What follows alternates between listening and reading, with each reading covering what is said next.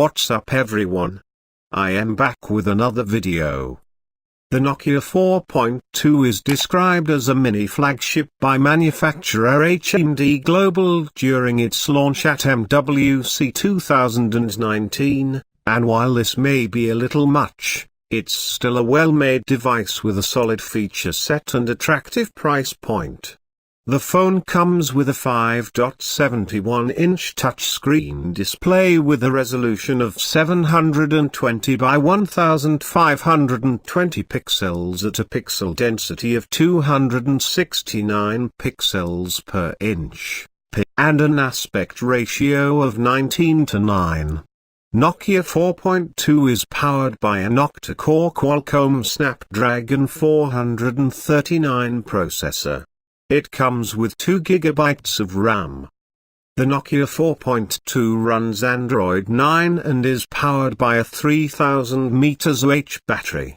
As far as the cameras are concerned, the Nokia 4.2 on the rear packs a 13-megapixel primary camera with an f/2.2 aperture and a pixel size of 1.12 micron and a second 2-megapixel camera with an f/2.2 aperture and a pixel size of 1.75 micron.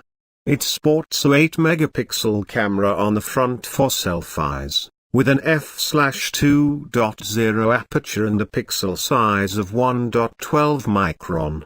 Nokia 4.2 based on Android 9 and packs 16 GB of inbuilt storage that can be expanded via micro SD card, up to 400 GB. Sensors on the phone include accelerometer, ambient light sensor, proximity sensor, and fingerprint sensor. The Nokia 4.2 measures 148.95 by 71.30 by 8.39 mm and weighs 161.00 grams. It was launched in black and pink sand colors. Considering its price point, the Nokia 4.2 looks like it offers great value for money with a stylish design, solid performance and a clean Android interface.